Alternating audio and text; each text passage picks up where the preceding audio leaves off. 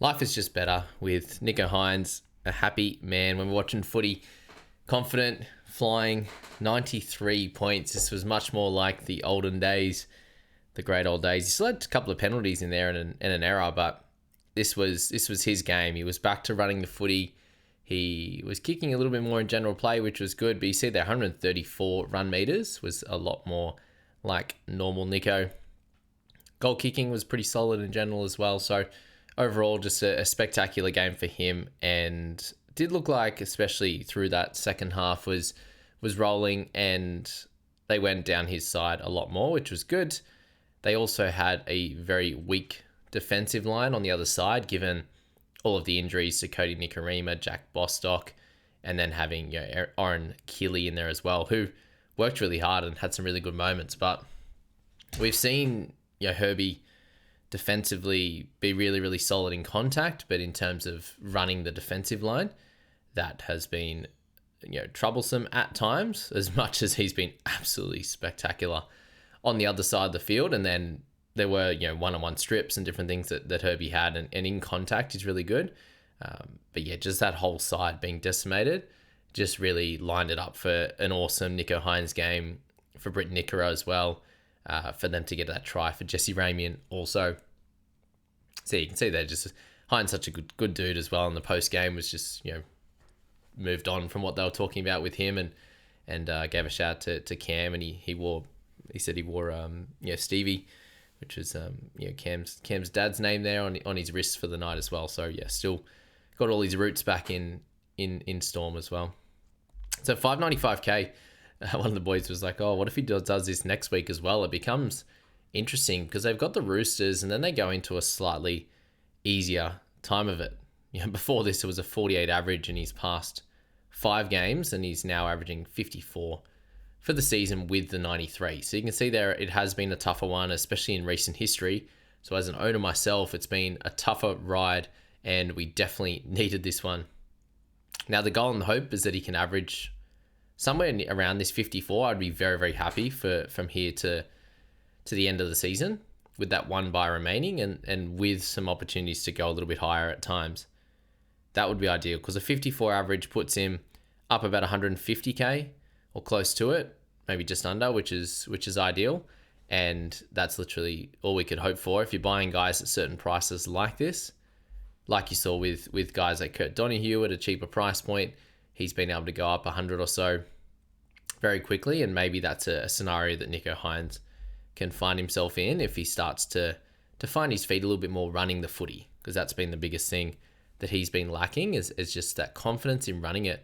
We have seen games this year, and I've been a bit frustrated myself, where he actually had the space in front of him to run, and he decided to pass it and end up being well covered on the outside. It usually end up being a hospital ball, or he goes short to Nikora, but it's straight in front of one or two defenders where he had that space to go himself. And last night he took that, which was amazing. And when he scored the second try, that was the loudest cheer that I've had all season, and it took all the way until round 19 to get it. So I'm very grateful for that, and hopefully that sticks me in the top 1,000 now with Nicho Hynes and Herbie Farnworth, who deserves every single praise in the world. This season, 64.6 as a pure center is just absolutely absurd. He's heading towards 900k, and it's just ridiculous. To be able to put the team on his back, even following that try to get the one-on-one strip, had 2 of them in the game, 256 run meters, 7 tackle breaks, 5 offloads there, 2 line breaks, and that try, which probably was a forward pass, but I'm sure there's people that had Kurt and Herbie that were absolutely cheering. If you didn't have Herbie or if you didn't have Kurt, you're happy enough either way on that one, which he should have been a try. He should have passed it out on the right instead of going back to Herbie, but we'll take that as owners. And we had the nice one from Cody a month or so ago to keep that streak alive. So Herbie with 81, it does feel like he just is a must-have, and one of those guys that at the price point is just ridiculous, but his ability to make things out of nothing, that to run the footy and get tackle breaks and offloads just at will is incredible. And with the team that attacking wise didn't really show it last night, but they have plenty of firepower. He just gets the job done, and one of those top 5 in the game right now that has the clear upside, and there's not too many others that have that with the consistency as well of like a floor of 50. So that's Herbie right now, an incredible effort from him. Now, both hookers, Jeremy Marshall-King and Blake Brayley, 76 apiece, and Blake's just gone on an absolute tear in recent history. We do have to shout him out because he has turned that corner that we all hoped that he would years ago, and it just hasn't happened. And it took, a good portion of the season here. You saw it was very much normal Blake Brayley here. 62 in the first game with 61 tackles. You're like, people will get excited for him, and it's like, well, he just made 60 tackles. He's still not running the footy there. 31, 27, 21, 27. All those games in the 20-odd meters category. And then it all turned around in round 15. 122, up to 55, up to 45, which was a lower game against the Storm there. And then 113 here. So he's had 2 games now above the 100 mark.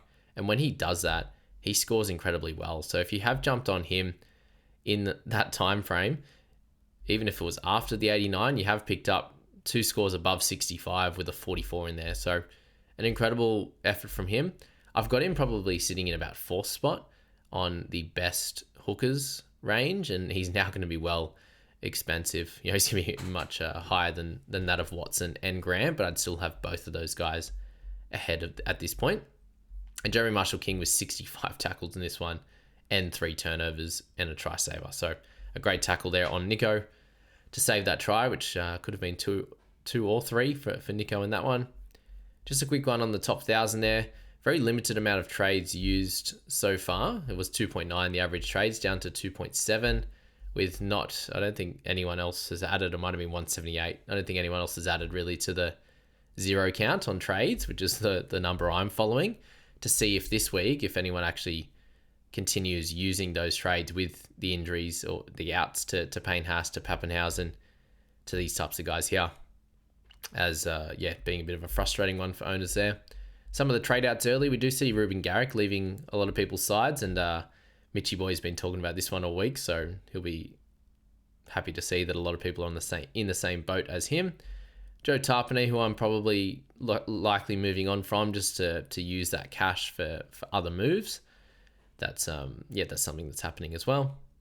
You see some of the trade-ins, Watson, Crichton, as 2 big guys there. Isaiah Yeo, Cleary, still unsure if they are going to be playing, but hopefully we find out more info. We've got Campbell returning, both for more, really good pick this week as well. 13 grabbed Isaiah Katoa in the top 1,000 there, who had a solid game. We'll get to in a second. Britton Nickera there with 61. Awesome 10-minute period there, so Mitch would have been smiling, even though he didn't at that point, until Herbie went nuts. But that try assist offload was awesome. And then defensively, 35 for 3 is pretty good. A couple of errors was annoying, but he also had that run back through the middle, absolute savage at that point, picking up a few tackle breaks there. Potentially an offload on that play as well. So 61 for him. He's had a tremendous month of footy, and congrats to those that have jumped on in that time. Now, Ramian, a 51 for him, the try and the line break off that lovely offload from Nickera. Just seems to be doing general good work, and price point really low, and is someone that I think will generally hit a decent little number week to week. Finally got a try. I think that might be 2nd for the season, so very low on that, and is one of those mid-range guys that could do a job. Isaiah Katoa, 51 for him. 1 line break assist, no tackle breaks, no offloads for him. Running the footy still, plenty of kick meters. Just no try assists and no clear attacking stats in this one. So a 50 base game is very similar to that of a Jamal Fogarty, just doesn't have the goal kicking. What separates Katoa is that extra run meters and then his ability to have tackle breaks, offloads. It separates him from that, and then the odd try assist, which Jamal would have as well. So a little bit frustrating that the last 2 of the last 3 weeks have been lower for Isaiah, but it does give us an opportunity over the next few weeks to potentially climb into him as a buy. We did see Sean O'Sullivan come into the side and take a few of those kick meters, which may drop Isaiah down just a little peg, but not very much there. I don't think Sean's going to take over much in this team, and the more of the worry I think is the attack. So Cody Nicarima brought a lot more attack, which you could say is a good thing for the team in general and for Isaiah, but it also might mean that the attack does slow down in general if yeah, like we saw in this game, they weren't able to show too much on that side, but the Sharks were a much better outfit than they've been throwing up there as well. So I do think the Dolphins will generally be okay, and same with Isaiah Katoa. Becomes closer to a buy, has been for ages, but a nicer price buy over the next few weeks. Max Fino, a really nice try from him, and no negatives in this game. So 50, a very impressive effort there, and we'll see if he can keep his spot on the side. We'll see if he gets moved around at all with Hammer returning. And I was very sad not to see Trey Fuller. Sounds like maybe wasn't ready to return, which is a little bit tough there. Okay, let's get into some of the forwards there. In this one, you've got Cam McInnes, 47 in 46 minutes. Thankfully, he had a couple of tackle breaks in the offload there just to save his score. But minutes-wise for him and also Adam Fanua-Blake, we'll pair those two together right now. The AFB one, 45 minutes, did go off with about 9 minutes to go. So he's going to play close to the 55, which is fine. When other games he gets the 60-odd. A few people saying that they feel like he was carrying an issue there. I wasn't watching him as closely, but when he was running the footy early on, he looked really solid. Just no tackle breaks, no offloads was tough. Tackle numbers, 25 for 1 was fine in 45 minutes there. But the worry with him is going to be if he is actually carrying something. A few of the guys were asking about him and Tarpany. If they've got both, how do you decide? And what I see with both of those guys is that they're about a 55 guy year in, year out. They're going to have upside games. So AFB's had 280s in his last 6-7 games, which is why there was no reason why you should ever be looking to sell him. Tarpany's had a month run of lower minutes, whereas AFB's been playing really high minutes in the 60s. So you would never look at AFB as a sell, but if he's injured or carrying something, then that would make more sense. But with Tarpany, they're guys that are going to have the upside, like Taps has had with tries and whatever else in certain games or good minutes, and they are going to have the lower downside than some of the other guys in the league. So if you're looking at both those guys there, for AFB, it's more around if he's injured, then you might look to sell, and the price point's a little bit higher, so maybe that helps you upgrade. If you're looking to sell one, like if you want Yo, if you want Payne Haas, then those upgrades could be necessary for you. Then do you need to sell Tarpany this week, or do you wait till next week and make your decision on AFB there? And McInnes, he's just that little bit below the top tier rung as well, and that's where he could be a potential sell when we get the extra trades next week, which is exciting as always. Wilton, 46. We had Kurt Donahue, 45 for him. Picked up that try assist. He did have a fair few negatives at neg 18, but when you are making 52 tackles, that means you are getting involved.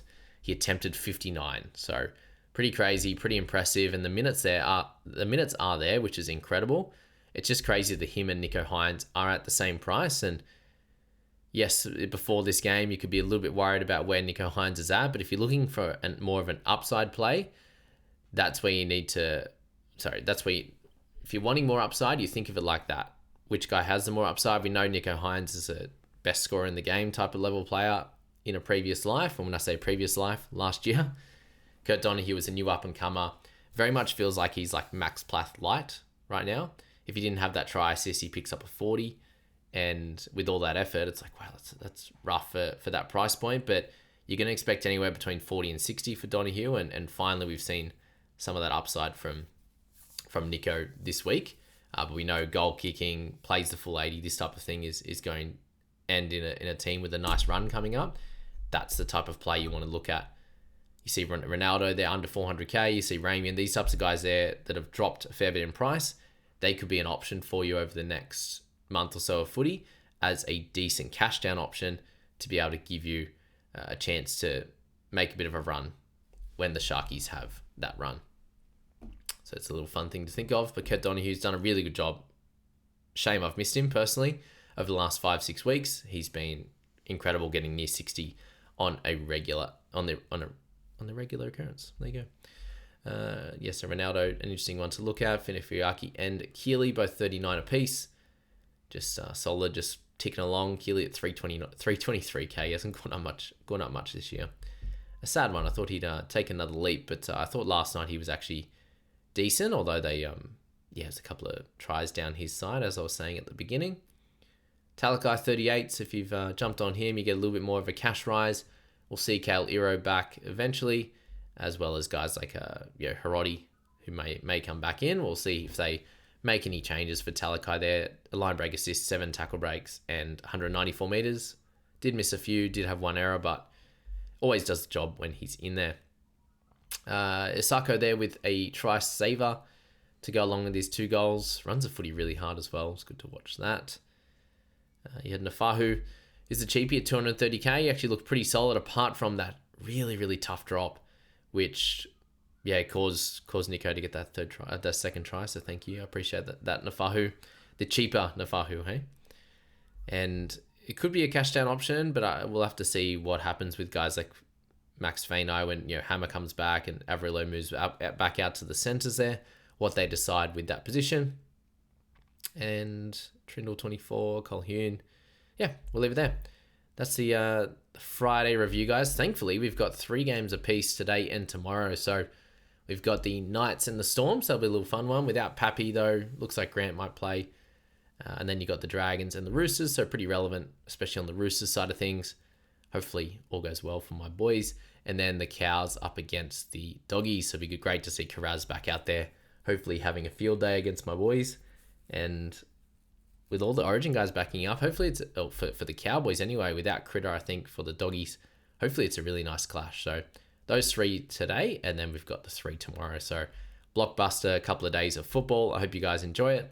And sorry you had to sit through the Nico HYNES love there, but always enjoyed watching him play, and that was the theory in buying him. It's been a tough 2 to 3 months holding on to him in fantasy, especially when could have bought Isaiah Katoa and he's gone the other way, direct, up and to the right, couple 100k. It was nice to finally get a win in that matchup because Isaiah Katoa has basically beaten him every single week. So thanks for listening to that, guys. Hope you guys have an awesome day, and maybe all get to that top 3 digits as quickly as possible.